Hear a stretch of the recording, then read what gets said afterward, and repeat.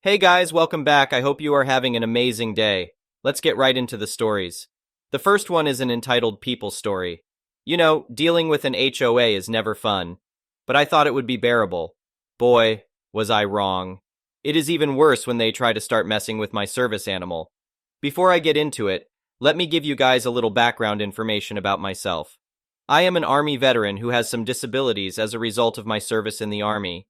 While this can be unfortunate, having a service dog has really made living with these disabilities so much easier. I will forever be grateful to not just service animals, but to the people that spend the time to train and certify them. It makes me sad thinking about people with disabilities that struggle but could really use a service animal. With that being said, I am fairly sure it is clear how much I love and respect my own service dog, Ava. Ava has been my service dog for about 2 years now, and the bond we have is unbreakable. So basically, in the HOA I live in, only certain breeds of dogs were allowed. Because Ava is a German Shepherd and considered an aggressive breed, they tried to fight me when I brought her in. But because of where I live, state law says that they cannot deny me the right to my service dog, regardless of her breed.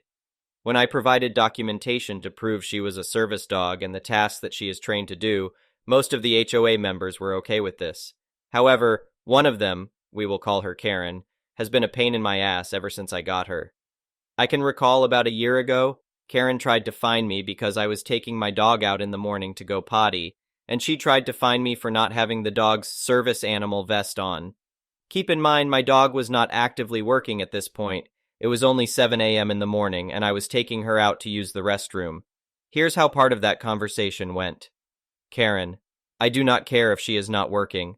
No one else is allowed to have that breed, so she has to be marked as a service dog at all times. Me. Lady, that makes no sense. Marked? Everyone knows she is a service dog. The vest is to let everyone know she is certified and is actively working. Karen. Well, then I will write you a fine since you think you are above the rules. Me. I absolutely do not think I am above the rules. But I am not breaking any rules and you are harassing me. Go ahead and write that ticket or fine or whatever. I am sure the HOA president will love to hear about you harassing tenants. Karen was not too happy with that and stomped away angrily. I never got a fine for that incident. Karen kept trying to fine me for other things after that, but a majority of them were phony, and I ended up not having to pay. I knew that Karen was targeting me specifically because none of the other HOA members were bothering me. I always passed inspections, etc. It made me wonder why Karen hated me so much. Was it really just because of a dog? I never did anything, unprovoked, to piss her off, so the whole situation was simply weird. I did my best to just mind my own business and avoid her. After all, dealing with the HOA could be tiring, but dealing with an HOA Karen was exhausting. Flash forward to earlier this year, I was getting ready to go on a morning walk. Keep in mind that it was not 7 a.m., but it was still 9 a.m., so it was early enough. Ava had her service dog vest on as we were walking around the neighborhood, and I had been having some blood pressure issues lately. Karen must have been watching me, I swear to God, because we were probably 50 feet from my house when she pulled up beside me on her bike. Karen, why are you walking that thing so early? I was obviously confused by her statement and already annoyed that she was harassing me when I was just minding my own business. I tried to ignore her and continued walking with Ava by my side. Unfortunately, Karen did not have this. She kept taunting me and even got closer and closer to me. My dog Ava started getting distracted with all the ruckus Karen was making, and if you know anything about service dogs, it is that distracting a service dog can be deathly. Me. Can you back off? I have not bothered you and you are harassing me. I will call the police officers on you. How is that going to look for your HOA? Karen. Harassing you? You're the one harassing the neighborhood with that ugly dog of yours. We don't even allow other people to have these types of dogs. Why are you special? Besides, you're not supposed to walk him outside. Me. Where the hell am I supposed to walk him then? On the moon? Just leave me the duck alone. And what happened next completely and utterly shocked me. Karen ran into my dog on purpose with her bike. My dog yelped out in pain, and I immediately fell to the ground to make sure she was okay. Luckily, one of the neighbor's teens was out and about and saw the whole thing, and while Karen tried to run away on her bike, the neighborhood tackled her to the ground. I immediately called the police while Karen was kicking and screaming underneath the neighbor who had her pinned to the ground. Me. What is actually wrong with you? Animal abuse to a service dog? You're a sick individual. Karen. I do not know what you are talking about. It was an accident. The neighbor. Yes, right. I saw you with my own eyes. He or his dog never bothered anyone. What is the matter with you? Luckily, the house this happened in front of, they had video footage from their Ring security camera. So while she obviously lied to the police, I was able to prove that I was telling the truth with the video footage. Apparently, Karen really did not like big dogs, which to some degree I understand, but being physical against a dog who did nothing to you is absolutely outrageous, and I was not about to tolerate it. I did end up taking Ava to the vet to make sure she was okay, but luckily she just suffered some bruised ribs and a small cut on her side. Karen was fined $1,000 for the ordeal, and I was surprised when she actually paid for it. But instead of keeping it for myself, I actually donated to an organization that trains service dogs for people like me in need. In addition, she was facing some even bigger charges for attacking a service dog, which is a serious offense here. Moral of the story: do not ever put your hands or bike on an animal. The next one is a pro-revenge story. This happened a few years ago when I was in high school. I told some of my friends about it, and they said I should post it here. Sorry about the formatting, phones suck. A few years back, this guy moved into a duplex next door to my family with his wife and 2 kids. His wife was a quiet, well-mannered woman, and their 2 kids were super sweet. This guy, however, was an alcoholic dirtbag who made it a point of being an obnoxious, rude asshat. Over the course of the few years he lived in our neighborhood, he bought and subsequently neglected a dog until it died of exposure. He regularly did business with addicts out of his home. 2 of his clients got arrested outside his home for possession of meth and for child neglect because their young son was left buried under a pile of clothes and trash. On multiple occasions, he would get trashed and bring home women while his wife and kids were visiting relatives in Texas. Eventually, his alcoholism started to spiral out of control, and he started getting into more and more shouting matches with his wife. My family would stay out of it and actively avoid interfering. There was never any physical violence, and we learned from his wife that when other people got involved, he would get even worse. For the sake of her and the kids' well-being, we left them alone. There were still instances, however, where we would get pulled into things. This epic bit of revenge came as a result of one such instance. My parents, 2 brothers, and I had just gotten back from a family gathering, and we were pretty drained from dealing with relatives all day. We pulled in and started unloading all the food from the back of the car when the neighbor's wife and the kids came outside. We thought nothing of it until the dickbag neighbor came screeching out the front door, hurling abuse at his wife and barely able to string coherent sentences together in his drunken rage.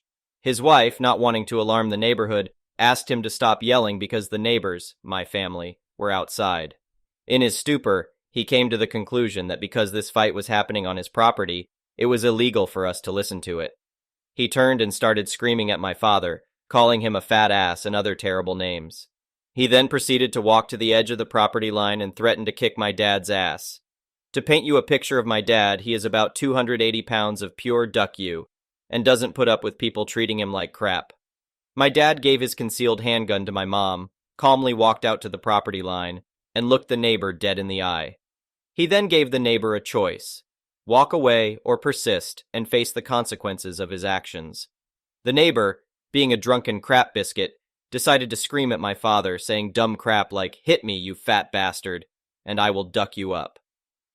Taking that as the answer, my dad looked over at the neighbor's mortified wife and said, "I'm sorry you have to find out this way, but he has been cheating on you." She started to cry, and the neighbor somehow turned redder than he had been mere moments before. His wife quickly put the traumatized children in the car and sped off, all while her husband begged her to let him explain. After she drove off, he went inside, and we didn't hear a peep out of him the rest of the night. In the months following this incident, we only saw his wife there a couple of times. In the end, she left his ass with most of what he owned, including his SUV that he was super proud of. That is all there was to it, and the moral of the story is, don't talk crap to your neighbors, or they will ruin your marriage. Hope you all enjoyed. The next one is a petty revenge story. Have you ever worked with someone whom you immediately knew was really something special? I've had a few opportunities to work with people like this, and my first thought is, I want to help this person get wherever it is they're going. I worked for a nonprofit for a while after retiring from the Army. On my first day on the job, one of my peers on the leadership team pulled me aside and warned me about one of the guys on my team, Jane. You'll have to keep a close eye on Willie. He's low effort, takes a lot of hand-holding, rubs people the wrong way, and honestly, we're considering firing him. Me. Thanks for the heads up. You never know what you're getting into at a new position, so I appreciate having the info. Duck, what have I walked into? But then I started working closely with Willie and made some discoveries. Sure, Willie was an introvert, kept to himself, and could be a touch socially awkward, but he knew his job inside and out. He managed my department's logistics requirements precisely. We always had what we needed, but never too much excess static stock on hand. He found innovative ways to work with our community partners. He built new initiatives that capitalized on existing resources without incurring additional costs, a very important skill to have in a nonprofit. He impressed donors so much that he actually convinced them to contribute significant sums in support of his additional duty department. And he wasn't even part of the fundraising team. Willie was a quiet rock star, and I quickly realized how lucky I was to have him. Despite all this, the rest of the regional leadership team seemed to have it in for him. I found out later what it was that set them off. Willie had made an offhand comment to Jane about a year before I joined. Nothing sexist or bad, just a casual observation about a physical aspect of the office space that Jane interpreted poorly. She shared it with other leaders in the organization. They decided that the comment made their teeth itch, and it became a snowball that quickly rolled over Willie's reputation. The comment was relayed to me by a third party a few months after my arrival. I went and talked to Willie about it directly. I wanted to get his take. Our discussion revealed that it was totally innocuous, but misinterpretation had caused a misunderstanding, and the damage was done. Rather than asking questions of Willie to clarify, they assumed a bunch of crap and ran with it. The stage was set, and Willie had realized that he didn't have a future at our location. Leadership had made up their minds about him and were actively blocking his options when they learned about any moves he was trying to make. I knew of at least 3 instances where they torpedoed his chances for interviews at other nearby locations in the organization, tripping him before he even got out of the gate. Willie knew that if he was going to advance, it was going to be somewhere else. He started looking for new work, and he eventually found something at another branch of our organization in a different state. He kept it very quiet, got the interview, and the other region was assessing the different candidates. The only other person in our region who knew about it was me, and that was only because I'd spent months gaining Willie's trust. He knew he could confide in me, and I wouldn't crap on him. Around that time, Jane hit me up again about Willie. Jane, I'm amazed by the changes in Willie since you came on board. You've really done a lot to mentor him and get him up to his full potential. Me, I have done a lot of work where Willie is concerned. Some of it was helping him with professional development, but most of it has been focused on shifting the leadership team's perspective. He's really not that different from when I arrived, but as you just indicated, your perception of him has definitely changed. I've put a lot of effort into just letting him shine, giving him credit for the good things he does, and staying out of his way. He didn't need micromanagement. He needed room to run. Every time he achieved something, I made a point of highlighting his success and the benefit it brought to our organization. The work I did wasn't on him, it was on you. Jane. Silent. Back to Willie. I asked if he wanted me to go to bat for him in the hiring process with the other region. He said he'd appreciate the help, so I called the manager at the other location and told her, I don't want to lose Willie, but all the reasons why I want him to stay here are the same reasons why you need him there. The problem is, if Willie stays here, the organization is going to lose him because they won't promote him. I'd rather have him stay with the organization in a different place than lose his commitment and skills entirely. She hired him. Of course, it was all him. Skills, experience, interview. She knew she was getting someone amazing.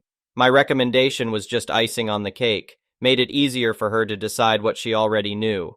Willie's taste of sweet, sweet revenge came when the leadership team had to eat crow as they congratulated him on his move. Willie knew this team of leaders had put a lot of effort into making sure he'd never advance. Some of their congratulations were less than genuine, including Jane's. The cherry on top was that the pay and position at the new job was half a step above mine and the rest of the leadership team. That's right. He moved on, he moved up, and he outranked us all. A most excellent F.U. to the folks who had stood in his way. The next one is an entitled people story. 5+ years ago, I worked in an office with a coworker, EC, who always one-upped you. If you had good news, he had better news. If you had a crappy weekend, it was nothing compared to his. A coworker came in looking distraught, and we finally coaxed it out of her that her mom was recently diagnosed with malignant breast cancer. EC overheard, and suddenly his dad was diagnosed with penile cancer and had a heart attack on the same day. If looks could have killed, he would have melted through the floor. A bunch of people went to HR after that, but in true HR style, he was too important. We couldn't prove it was false, blah blah blah. Nothing ever happened. We knew he was full of it, and there was no way half the stuff he said was true, but it wore you down. About 5 months later, we were talking about our weekends on Monday. I casually mentioned that my nephew took state in both grade and weight in a recent wrestling tournament. Who should overhear but EC? He swoops in and says, "My nephew has plenty of wrestling medals. I bet he's not as good as mine. What's his name? I want to pull up his ranking." I gave him the name because EC had jumped in before I could tell my other coworkers that he's been nationally ranked since he was 6, both in grade and weight class. I also didn't say that he had recently accepted a prestigious invitation to wrestle for an international wrestling club, which had produced several Olympians. Winning state was a pre-qualifier for the program, but everyone knew he would get it done. I didn't know they posted stats for 4th graders online, but sure enough, he pulled him up on the office computer. It only took a minute before he closed the window and tried to change the subject. A small crowd had gathered at this point, so I grabbed his keyboard, and with Ctrl-Shift-T, I promptly reopened the window. I don't know enough about wrestling stats to tell you how good he was, but others apparently did and were freaking out about his stats. I knew he was good, but apparently he was a savant or something. Least we forget, people then started asking about EC's nephew and his stats. EC was floundering and trying his best to backpedal, but no one would let him. We searched with his last name and got no one who it could be. EC then started saying it was his nephew on the other side. EC had bragged about being related to the governor, so we knew what name to search, and still no one in the right age range to be his nephew. Suddenly EC yelled that he was in 2nd grade, so it wasn't online.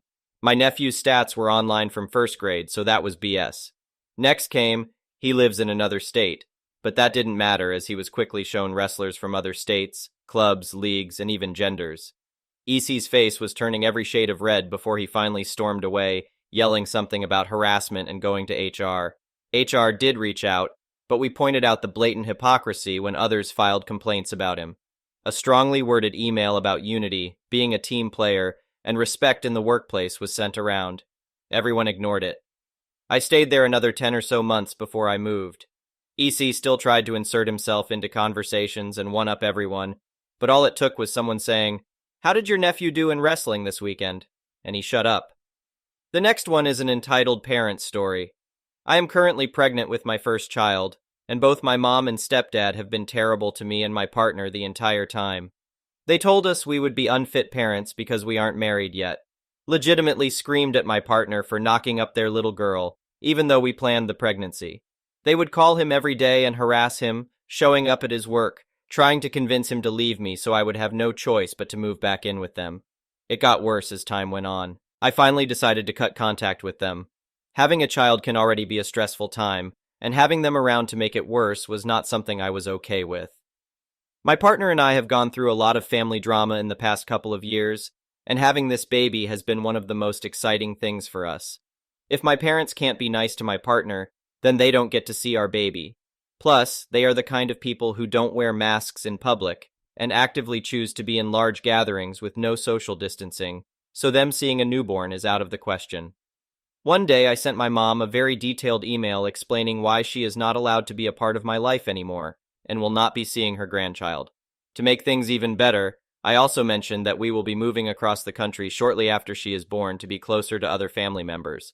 So, not only is she cut off, but we are literally moving far away and never coming back. She responds by showing up at our house at 11 p.m., screaming outside our door about how it is her baby and she deserves to be there for it. I tell her to go away, and eventually she leaves. Months go by, and she will randomly text me, asking about technical problems with her Wi-Fi router or something and needing help. Little things like that don't mean much to me, and I sent her the information she needed. My cousin also had a virtual baby shower and accidentally sent my invitation to my mom's house, so my mom came by to give it to me. Things slowly came to a point where we were fairly amicable with each other, but I still stood my ground about our boundaries and nothing else had changed. She knew this. Then she sends me a video today that blew my mind. She redecorated her entire guest room to be a nursery. Crib, changing table, $400 worth of newborn clothes, toy chest, stroller, a car seat for her car, and the list goes on. In the video, she is in tears saying, "Oh my God, I can't believe my baby is going to be here soon. This is where she will sleep, where I will change her little diapers. These will be her toys. Is she psychotic? Her baby? Sleeping and living at her house? What? So I call her immediately and reiterate that we are still moving across the country soon, and that she will have no contact with the baby before that. Her response? Oh, okay, we will see about that. I'm genuinely confused. What part of you will have no contact with this baby does she not understand or think will change in the next few weeks when she is born? Is she planning on stealing her from us? I am at a loss for words. Thank you for watching. I would really appreciate it if you could like the video and subscribe to our channel if you haven't already. We'll see you again tomorrow.